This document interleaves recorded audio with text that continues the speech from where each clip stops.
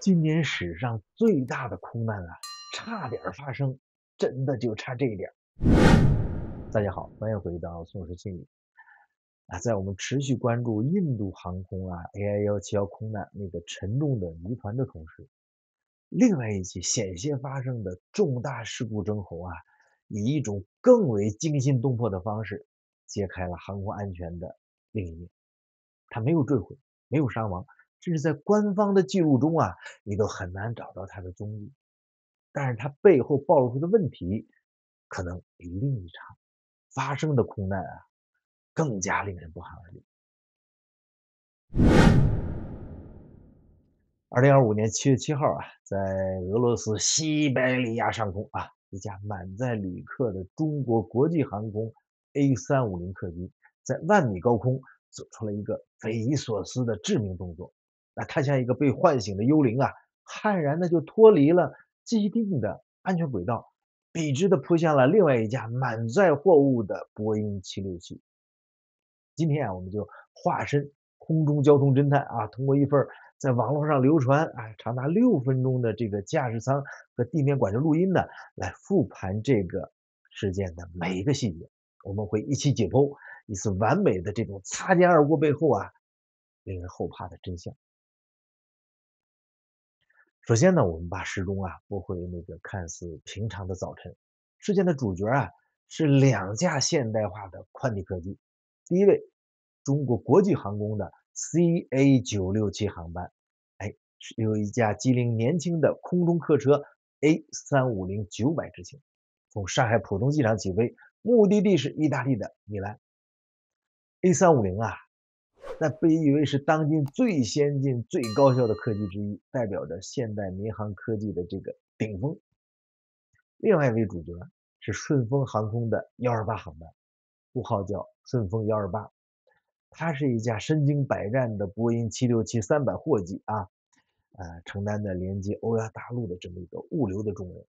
在事件发生前两架飞机呢都正飞行在西伯利亚中部的克拉斯诺亚尔斯克管制区这是一片广袤但是航路繁忙的区域。为了保证安全这里的空中交通就像一条条立体的互不交叉的高速公路。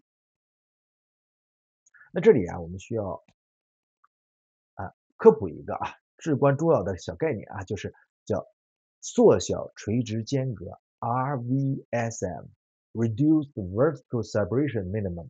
在高空中为了容纳更多的飞机，全球统一规定，飞机之间的最小垂直安全距离是1000英尺，约等于300米。那么国航 C67-967它当时的高度呢是34100英尺，而顺丰128在它上方大概300米的35000英尺的高度层，两个飞机是相向而行，按道理说是井水不犯河水。但是错误的种子就在这个时候就悄然种下了。根据网络流传的这个信息当时俄罗斯女管制员正在用英语指挥多个航班，其中他对海南航空的7937航班发出了保持在34000英尺的这个指令。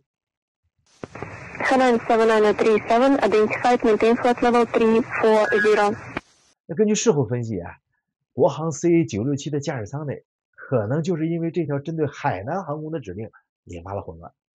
传闻呢，当时经验相对不足的副驾驶是心不在焉，误以为呢这是给自己的指令，而本应该起到监督和把关作用的机长这时候也处于视察的状态，他在忙可能正在和空姐这个促膝谈心呢，是吧？于是这个最不该发生的操作就发生了。国航 CA767在没有得到任何许可的情况下开始爬升，它的飞行高度从34100英尺一路向上，34500、35000，像一头闯入了对面车道的巨兽主动的一步步的在消除了和顺丰128那条仅有300米的生命线。就在这个国航客机悄无声息地制造着危险的时候另外一边顺丰货机的驾驶舱内，两位飞行员那专业素养相当高，他们成了这场空中危机的吹哨人现代飞机的导航屏幕可以清晰地显示它周围其他飞机的位置、高度、速度这些信息。那顺丰机组就敏锐地察觉到，哎，那架本应该在他们下方1000英尺飞行的国航客机，正在不断的攀升，笔直的朝着他们自己的高度过来了。这就是顶尖飞行员的情景意识 （situational awareness）。哎，他们不仅仅是被动的驾驶着自己的飞机，更是主动的管理着自己周围的这个空域环境。估计有人举手了是吧？老司机是不是都有这个经验啊？哎，就是车多刹车的时候啊，你要瞄一眼后边儿。哎，虽然他追了你，他全责，谁也不想有这个麻烦，对吧？啊，跑题儿了，跑题儿了。意识到这个危险正在萌发呀，顺丰机组立即按下了通话按钮，向地面管制发出了第一次预警。Control Shuttle 13, request the traffic information 20 miles ahead of us, 12 o'clock. 对，这就是看似平常的问询呢，在当时的环境下，其实是一次非常专业的警告。他得告诉管制员，请注意啊，我们正前方的这架飞机它不太对劲儿啊，你赶紧给我核实它的意图。地面管制员呢，显然也意识到了问题的严重性，立刻采取了措施，分别向2架飞机发出了向右转的避让指令。而这个时候啊，2架飞机的时速合计将近1800公里每小时的飞机，已经离得太近了。所以就在这千钧一发之际，现代航空安全的最后一道，也是最硬核的一道防线给触发了。Right heading 150, now TCAS RA, Shuttle 13. Return 967, TCAS RA. TCAS Traffic Collision Avoidance System 就空中交通防撞系统。当他判断到2架飞机即将相撞的时候，会发出最高级别的决断建议，也就是 RA Resolution Advisory 啊，他会像一个不容置疑的上帝，在驾驶舱里边大声喊出指令，爬升、下降，是吧？保持垂直速度等等。所以这里边啊，我们需要再次科普一个用生命换来的铁律，叫乌布林根空难之后啊，全球民航规定，当 TCAS 指令和空管指令相冲突的时候，飞行员必须无条件的第一时间服从 TCAS 的指令，因为机器的反应啊是毫秒之间，而人的犹豫啊那就是生与死的距离。所以根据事后的统计，2架飞机当时的垂直距离最近的时候仅有123米，大概就是400英尺。这个距离啊，在万米高空和擦肩而过是无疑的。大家知道一个垂尾多高吗？一个垂尾都10来米的。所以最终啊，在 TCS 的强制介入下，国航客机呢继续爬升，顺丰货机呢的直行下降，一场惨烈的这个空中相撞就被成功避免了。Shuttle 13 now clear of conflict. Request climb to 10,700 meters. 那如果这个故事到此为止，那这仅仅是一场依靠现代化的科技化险为夷的普通事故征候。但是接下来啊，在公共频率上，国航和顺丰2个机组之间的普通话对话，才真正揭示了这次事件的令人深思的本质啊。冲突结束之后啊，惊魂未定的这个国航机组首先就向管制员发出了他们的疑问。We want to know what's the reason for TCAS RA. 那么请注意这个疑问啊，一个刚刚从相撞边缘被拉回来的机组，他们的第一反应竟然他不知道发生了什么，这就印证了我们之前的判断，他们的情意识那一刻几乎是零。而地面管制员接下来的反问就可以说如同一把手术刀，精准的就切中了要害。China 967 traffic towards traffic at flight level 10,700 meters. Are you climbing with restriction or without restriction? Confirm, please. 这个问题啊，让国航机组散出了短暂的沉默，最后就含糊其辞的回答：“哦，no no no。” No, thank you. 这句没有啊，无异于是一个投降书或者自白书。那接下来啊，或许他为了搞清状况，也许是为了沟通后续报告，2个中古机组啊就切换到123.45这个公共聊天频率。于是啊，一段堪称中国民航史上罕见的暴露问题如此之深的对话就这么展开了。看到那个飞机是你们的飞机在爬升，它是指挥你们。对呀，我一看我说这个前面有飞机，而且就离20多海里，还是正在上升，这样的穿越高度是非常不合适的。你估计你也听到了我说 request traffic information 吧？你听啊，顺丰机组的这个复盘，冷静、客观、专业。他指出啊，国航飞机在爬升，这个是不正常的、危险的动作。而国航机长的回答呀，就彻底点燃了所有的航空爱好者和从业者的怒火。对，那姑娘他妈在这起哄，我操！我们在这儿稀里糊涂的，我操！我说咋回事？我们有自动避让，你们有吗？我们来逐句分析这对话里面的惊人的信息量啊。第一，那姑娘 TMD 起哄我，这是赤裸裸的甩锅呀！他把自己犯下的险些造成数百人死亡的这么一个致命错误，归咎于一个无辜的，甚至可能已经尽力在挽救局面的一个外国管制员起哄。这背后啊，就反映出的是一个极其不专业、缺乏责任担当的职业态度。那第二个，我们这儿稀里糊涂的，我咋回事啊？这再次印证了什么呢？他对刚才发生的危险是一无所知，完全是被动的被机器指令所支配。第三就是我们有自动避让，你们有吗？听着这话，不仅暴露了他对波音767这样现代化飞机的基本性能的无知啊，767当然是有 TCAS 了，更暴露出啊，在生死关头过后，还要让对方普及 TCAS 的常识。而顺丰机组的回答就是彰显了专业。我们是767，没有自动避让，我所以说就赶紧那个他指挥我右转航线115多嘛，我就赶紧右转。我一看我是右转了之后，结果就 TCAS 2A 下降了。听啊，顺丰机组清晰知道啊，TCAS RA 只是建议，最终的操作还需要人来完成。他强调的是自己赶紧紧急右转的这个人为动作，这和国航机长那种依赖我们有自动避让的侥幸心理啊高下立判了。最后啊，那谈到事后处理的时候呢，国航机长态度更是让人无语啊。他的责任，反正我跟他们也说不清楚，我也不知道跟他们怎么说，我操！我估计这种事件回去得写报告是吧？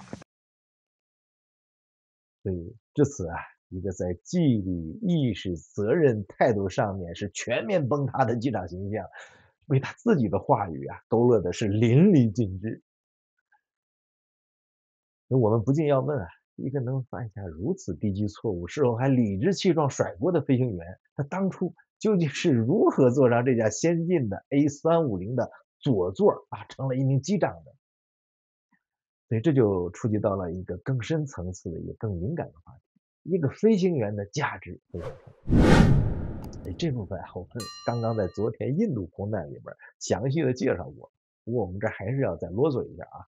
民间呢有一种说法啊，就是培养一个飞行员啊，那价值和他的体重等重的黄金啊，这个听起来有点夸张啊。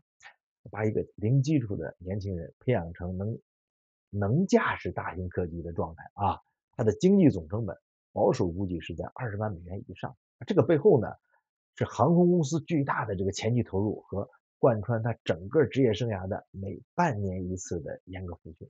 那他们的来源啊，在过去啊，大多数都是每个国家用最顶尖资源锻炼出来的这个空军的精英，而现在呢，更多是从航空公司啊，从成千上万的年轻人里边啊，通过堪比宇航员的严苛选拔，挑选出来的所谓天之骄子。他们说每一个人都是一个庞大的最终筛选出来的数千小时的磨砺，证明自己不仅是技艺精湛，而且拥有在泰山崩于前而面不改色的这种强大的心理和决策能力，最终才能成为那种掌控我们数百人命运的一把手。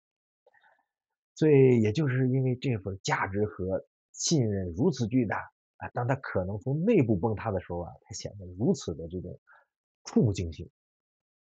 事件发酵之后啊，网络上出现了关于这个当事机长更深层次的这个背景爆料，有一份独家的文字称啊，这个机长啊在公司内部是人品极差，是田上欺下，长期凭借的有权势的同学靠山，打压政治的同时，甚至把呢信不信我搞死你啊这样的话挂在嘴边。爆料还说呀，正因为他靠山失势，晋升无望，所以心态啊已经失衡了。我们必须强调啊，这份爆料的真实性还待核实，但是它给我们提供了一个重要的观察视角，就是一个人的职业道德和个人品行绝不是私事儿，它会像病毒一样啊侵蚀驾驶舱里边的安全感。一个习惯了霸道和不守规矩的人，怎么可能在驾驶舱里边遵守严格的 SOP 呢？就是标准操作流程。一个习惯了打压同事的人，怎么可能和身边的副驾驶平等的、有效的CRM 就机组的这种资源管理呢？所以这次事件里边根据传闻呢，机长在事发的时候正在和乘务员倒水闲聊，这个本身呢就违反了无菌驾驶舱这么一个规定，也是在飞行的关键阶段禁止一切与飞行无关的谈话和活动。如果这个 Z 机长的传闻哪怕是有一部分是真的，那么这次空中险情就绝非偶然，它是一场有失败的人员管理和有毒的这种团队文化导致的几乎必然会发生的安全规避。所以我们再次回顾这个事件的整个链条它始于呢一个可能被忽略或者被误解的 ATC 指令，发展成了一个完全失能、失去协作和监督的驾驶舱。那暴露了一个可能存在的在人员品行和职业道德上把关不严的这么个管理体系。最终依靠一部冰冷的机器，还是美国人发明的 TCAS 系统，强行挽回了局面。这 TCAS 是航空安全的最后一道防线，但是我们呢，绝不能把所有人的生命都寄托在这最后一道防线，不然不就应了那个梗了吗？责任全在美方因为每一次以到侥幸化险为夷，都可能呢在用光我们未来的运气都可能是下一次灾难的这种预言。真正的航空安全它源自于一个环节的敬畏和责任，每一个环节从培养体系的严格到驾驶舱内的协作，再到每一位飞行员的内心深处对肩上数百个鲜活生命的这种尊重。所以我们现在要突然问你个问题你怎么回答呢？就是顺丰机长的这个顺丰货机的这个经常水平和国航开飞机的大队长，你觉得谁水平高？是吧？这还用说吗？国航那个就是个渣渣嘛。但是我再问你为啥水平高的只能开货机，水平低的却能开客机呢？中国特色，这是标准答案，给你100分所以千万不要相信什么故天将降大任于斯人也，必先苦其心志，劳其筋骨，饿其体肤，空乏其身，行拂乱其所为。呸，就没关系。所以我们期待相关部门呢能对这次事件进行彻查并且最终给出一份不回避、不护短的调查报告。白日做梦。为啥？那给你100分，负的。最后我们给大家报告个消息国航当时的机长、副机长最后呢是直接以旅客身份乘机返回中国的。好吧，这里是宋时新语一个关注科普和事故的小频道。如果您看到这儿了，就来个1键3连吧，点赞、关注并打开小铃铛，谢谢，再会。